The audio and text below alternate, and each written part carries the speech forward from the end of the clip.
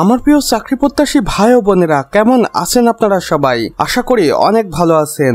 দেখুন, বাংলাদেশ রেলওয়ে নিয়োগ বিজ্ঞপ্তি 2025-এর সম্ভাব্য সার্কুলার এখানে রয়েছে, যেখানে দেওয়া আছে বাংলাদেশ রেলওয়ে কর্তৃপক্ষের অধীনে বিভিন্ন পদে জনবল নিয়োগের জন্য 580 পদের সম্ভাব্য নিয়োগ বিজ্ঞপ্তি খুব দ্রুতই প্রকাশিত হতে চলেছে।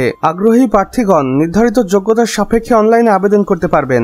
এখানে দেখুন, পদের সংখ্যা 580টি। আবেদন শুরুর তারিখ শীঘ্রই জানানো হবে এবং আবেদনের শেষ তারিখ বিজ্ঞপ্তিতে উল্লেখ থাকবে স্পষ্টভাবে।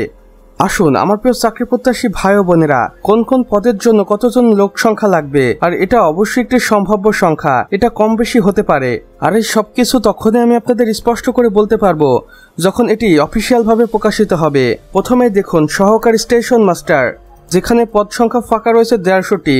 এরপর রয়েছে টিকিট কালেক্টর, এখানে পদ সংখ্যা ফাঁকা রয়েছে 120 জন। এরপরে রয়েছে ক্লার্ক কাম কম্পিউটার অপারেটর, এখানে লোক সংখ্যা ফাঁকা রয়েছে 100 জন। এরপর রয়েছে ট্রাফিক অ্যাসিস্ট্যান্ট, যেখানে 80টি পদ ফাঁকা রয়েছে। তারপরে রয়েছে গার্ড, যেখানে 50টি পদ ফাঁকা রয়েছে। এরপরে থাকছে অফিস সহকারী কাম কম্পিউটার মুদ্রাক্ষরিক, যেখানে 80টি পদ ফাঁকা রয়েছে। এবং সর্বমোট 580 জনকে বাংলাদেশ রেলওয়ে খুব শীঘ্রই নিয়োগ দিবে বলে আশা করছি। আমার প্রিয় ভাই ও বোনেরা, শিক্ষাগত যোগ্যতা দেখুন, ন্যূনতম এইচএসসি বা স্নাতক পাশ করে পদের বিভিন্ন ভিত্তিতে শিক্ষাগত যোগ্যতা ভ্যারি করবে। এছাড়া কম্পিউটার পরিচালনার দক্ষতা থাকতে হবে, যেসব পদে প্রযোজ্য।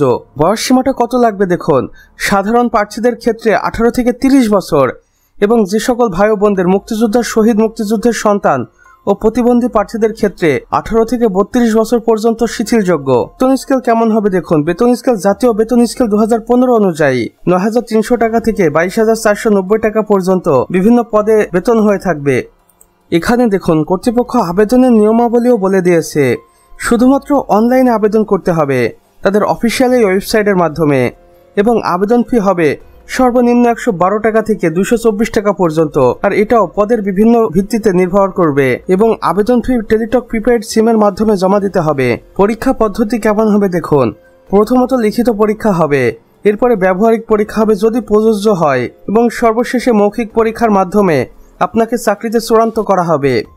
গুরুত্বপূর্ণ নির্দেশনা কর্তৃপক্ষ এখানে দিয়ে দিয়েছে দেখুন, প্রার্থীদের অবশ্যই বাংলাদেশের নাগরিক হতে হবে, এবং অসম্পূর্ণ ভুল তথ্য প্রদানের কারণে আবেদন বাতিল বলে গণ্য হবে। সময়সীমার পর কোনো আবেদন গ্রহণ করা হবে না।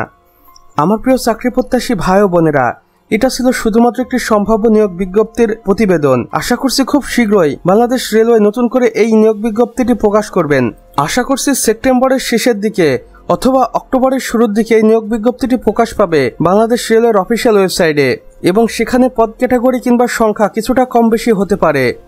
আর এই চাকরিগুলোর রেগুলার আপডেট জানতে অবশ্যই আমাদের চ্যানেলটি সাবস্ক্রাইব করে রাখুন, কেননা এখানে আমরা প্রতিদিন নতুন নতুন চাকরি নিয়োগ বিজ্ঞপ্তি সম্পর্কে ভিডিও আপলোড দিয়ে থাকি, তাও রিয়েল ওয়েবসাইটের সাথে, আর যা আপনাদের অনেক কাজে আসে।